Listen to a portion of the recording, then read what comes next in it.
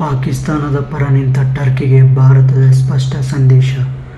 ಭಾರತ ಪಾಕಿಸ್ತಾನ ನಡುವಿನ ಸಂಘರ್ಷದ ಸಂದರ್ಭದಲ್ಲಿ ಟರ್ಕಿ ಪದೇ ಪದೇ ಪಾಕಿಸ್ತಾನದ ಪರವಾಗಿ ನಿಲುವು ತಳೆಯುತ್ತಿರುವುದು ಭಾರತಕ್ಕೆ ಅಸಮಾಧಾನ ತಂದಿದೆ.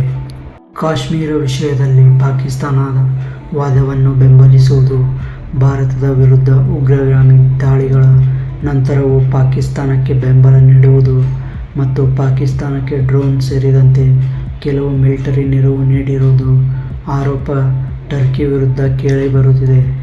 ಈ ಹಿನ್ನೆಲೆಯಲ್ಲಿ ಭಾರತವು ಟರ್ಕಿಗೆ ಹಲವು ರೀತಿಗಳಲ್ಲಿ ಸ್ಪಷ್ಟ ಸಂದೇಶ ರವಾನಿಸಿದೆ. ಇನ್ನು ಟರ್ಕಿಯ ಪಾಕಿಸ್ತಾನ ಪರ ನಿಲುವಿಗೆ ಕಾರಣವೇನೆಂದರೆ, ಅಧ್ಯಕ್ಷ ರೆಸೆಪ್ ತಯ್ಯಿಪ್ ಎರ್ಡೋಗನ್ ಇಸ್ಲಾಮಿಕ್ ರಾಷ್ಟ್ರಗಳ ನಾಯಕರಾಗಿ ಹೊರಹೊಮ್ಮುವ ಮಹತ್ವಾಕಾಂಕ್ಷೆ ಹೊಂದಿದ್ದಾರೆ. ಪಾಕಿಸ್ತಾನದೊಂದಿನ ನಿಕಟ ಸಂಬಂಧವು ಈ ಗುರಿಗೆ ಪೂರಕವಾಗಿದೆ ಎಂದು ಟರ್ಕಿ ನಂಬುತ್ತದೆ. ಕಾಶ್ಮೀರವನ್ನು ಮುಸ್ಲಿಂ ಬಹುಸಂಖ್ಯಾತ ಪ್ರದೇಶ ಎಂದು ಪರಿಗಣಿಸಿ ಅಲ್ಲಿನ ವಿಷಯದಲ್ಲಿ ಪಾಕಿಸ್ತಾನದ ನಿಲುವಿಗೆ ಟರ್ಕಿ ಬೆಂಬಲ ನೀಡುತ್ತಾ ಬಂದಿದೆ. ಪಾಕಿಸ್ತಾನ ಮತ್ತು ಟರ್ಕಿ ನಡುವೆ ರಕ್ಷಣೆ, ಆರ್ಥಿಕತೆ ಮತ್ತು ಇತರ ಕ್ಷೇತ್ರಗಳಲ್ಲಿ ನಿಕಟ ಸಹಕಾರವಿದೆ. ಟರ್ಕಿಯ ಡ್ರೋನ್ಗಳು ಪಾಕಿಸ್ತಾನಕ್ಕೆ ಪೂರೈಕೆಯಾಗಿರುವುದು ಇದಕ್ಕೆ ಒಂದು ಉದಾಹರಣೆ. ಭಾರತದ ಶಾಕ್ ಮತ್ತು ಪ್ರತಿಕ್ರಿಯೆಗಳು. ಟರ್ಕಿಯ ಪಾಕಿಸ್ತಾನ ಪರ ನಿಲುವಿನ ಬಗ್ಗೆ ಭಾರತ ತೀವ್ರ ಅಸಮಾಧಾನ ವ್ಯಕ್ತಪಡಿಸಿದೆ ಮತ್ತು ಇದನ್ನು ಗಂಭೀರವಾಗಿ ಕೂಡ ಪರಿಗಣಿಸಿದೆ. ಭಾರತವು ಹಲವು ರೀತಿಯಲ್ಲಿ ಟರ್ಕಿಗೆ ಸ್ಪಷ್ಟ ಸಂದೇಶ ರವಾನಿಸಿದೆ. ಭಾರತದ ವಿದೇಶಾಂಗ ಸಚಿವಾಲಯವು ಟರ್ಕಿಗೆ ಖಡಕ್ ಸಂದೇಶ ರವಾನಿಸಿದೆ. ಗಡಿಯಾಚೆಗಿನ ಭಯೋತ್ಪಾದನೆಗೆ ಪಾಕಿಸ್ತಾನ ನೀಡುತ್ತಿರುವ ಬೆಂಬಲವನ್ನು ನಿಲ್ಲಿಸಲು ಟರ್ಕಿ ಬಲವಾಗಿ ಒತ್ತಾಯಿಸಬೇಕು. ದಶಕಗಳಿಂದ ಪಾಕಿಸ್ತಾನ ಆಶ್ರಯ ನೀಡಿರುವ ಭಯೋತ್ಪಾದಕ ಪರಿಸರ ವ್ಯವಸ್ಥೆ ವಿರುದ್ಧ ವಿಶ್ವಾಸಾರ್ಹ ಮತ್ತು ಪರಿಶೀಲಿಸಬಹುದಾದ ಕ್ರಮಗಳನ್ನು ತೆಗೆದುಕೊಳ್ಳಬೇಕೆಂದು ಭಾರತ ಸ್ಪಷ್ಟಪಡಿಸಿದೆ.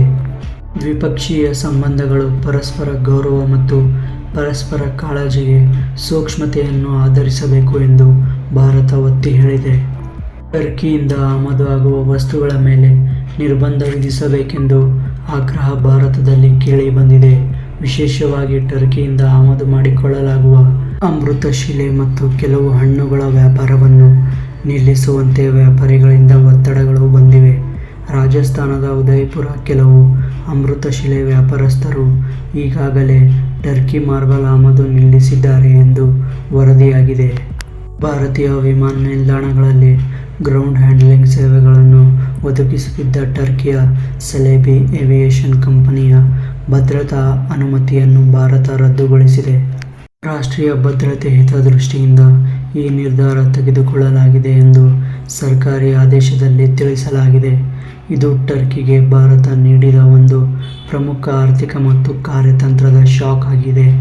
ಭಾರತೀಯ ಪ್ರವಾಸಿಗರಿಗೆ ಜನಪ್ರಿಯ ತಾಣವಾಗಿದ್ದರೂ ಪಾಕಿಸ್ತಾನಕ್ಕೆ ಟರ್ಕಿ ಬೆಂಬಲ ನೀಡಿರುವ ಹಿನ್ನೆಲೆಯಲ್ಲಿ ಕೆಲವು ಪ್ರವಾಸ ಕಂಪನಿಗಳು ಈ ದೇಶಗಳಿಗೆ ಅನಗತ್ಯ ಭೇಟಿಗಳನ್ನು ತಪ್ಪಿಸುವಂತೆ ಭಾರತೀಯರಿಗೆ ಸಲಹೆಯನ್ನು ನೀಡಿವೆ. ಹೊಸ ಬುಕ್ಕಿಂಗ್ಗಳನ್ನು ಸ್ವೀಕರಿಸುವುದನ್ನು ನಿಲ್ಲಿಸಿರುವ ವರದಿಗಳು ಕೂಡ ಇವೆ. ಭಾರತದಲ್ಲಿನ ಕೆಲವು ಉನ್ನತ ಶಿಕ್ಷಣ ಸಂಸ್ಥೆಗಳಿಂದ ಐಐಟಿ ಬಾಂಬೆ ಮತ್ತು ಐಐಟಿ ರೂರ್ಕಿ ಸೇರಿದಂತೆ ಹಲವಾರು ವಿಶ್ವವಿದ್ಯಾಲಯಗಳು ಟರ್ಕಿಯ ವಿಶ್ವವಿದ್ಯಾಲಯಗಳೊಂದಿಗೆ ಸಹಭಾಗಿತ್ವವನ್ನು ನಿಲ್ಲಿಸಿವೆ. ಭಾರತದ ನಿಲುವು. ಭಾರತವು ಟರ್ಕಿಯೊಂದಿಗೆ ಸಂಬಂಧವನ್ನು ಸಂಪೂರ್ಣವಾಗಿ ಕಡಿದುಕೊಳ್ಳಲು ಬಯಸುವುದಿಲ್ಲ, ಆದರೆ ಅದರ ನಿಲುವಿನ ಬಗ್ಗೆ ತೀವ್ರ ಅಸಮಾಧಾನ ವ್ಯಕ್ತಪಡಿಸಿದೆ. ಭಾರತ ತನ್ನ ಹಿತಾಸಕ್ತಿಗೆ ಧಕ್ಕೆ ತರುವಂಥ ಯಾವುದೇ ದೇಶದ ಕ್ರಮಗಳನ್ನು ಸಹಿಸುವುದಿಲ್ಲ ಎಂದು ಸ್ಪಷ್ಟ ಸಂದೇಶವನ್ನು ರವಾನಿಸಿದೆ. ಪಾಕಿಸ್ತಾನಕ್ಕೆ ಭಯೋತ್ಪಾದನೆಗೆ ಬೆಂಬಲ ನೀಡಿರುವಂಥ ಟರ್ಕಿ ಒತ್ತಾಯಿಸಬೇಕು ಎಂಬುದು ಭಾರತದ ಪ್ರಮುಖ ಬೇಡಿಕೆಯಾಗಿದೆ. ಭಾರತವು ಟರ್ಕಿಯೊಂದಿಗೆ ತನ್ನ ವ್ಯಾಪಾರ ಮತ್ತು ಇತರ ಸಂಬಂಧಗಳನ್ನು ಪರಿಶೀಲಿಸುತ್ತದೆ. ಪಾಕಿಸ್ತಾನದ ಪರವಾದ ಟರ್ಕಿಯ ವರ್ತನೆ ಮುಂದುವರೆದರೆ ಅದರ ಪರಿಣಾಮಗಳನ್ನು ಎದುರಿಸಬೇಕಾಗುತ್ತದೆ ಎಂಬ ಎಚ್ಚರಿಕೆಯನ್ನು ನೀಡುತ್ತಿವೆ. ಒಟ್ಟಾರೆ ಪಾಕಿಸ್ತಾನ ಪರ ನಿಂತಿದ್ದ ಟರ್ಕಿಗೆ ಭಾರತವು ರಾಜತಾಂತ್ರಿಕ, ಆರ್ಥಿಕ ಮತ್ತು ಶೈಕ್ಷಣಿಕ ಕ್ಷೇತ್ರಗಳಲ್ಲಿ ಸ್ಪಷ್ಟವಾದ ಶಾಕ್ ನೀಡಿ ತನ್ನ ವಿದೇಶಾಂಗ ನೀತಿಯಲ್ಲಿನ ಗಂಭೀರತೆಯನ್ನು ಪ್ರದರ್ಶಿಸಿದೆ. ಇದಾಗಿತ್ತು ಇಂದಿನ ಸುದ್ದಿ. ಮತ್ತೊಂದು ಸುದ್ದಿಯೊಂದಿಗೆ ಸಿಗ್ತಾ ಇರೋಣ. ಅಲ್ಲಿವರೆಗೂ ನಮಸ್ಕಾರ.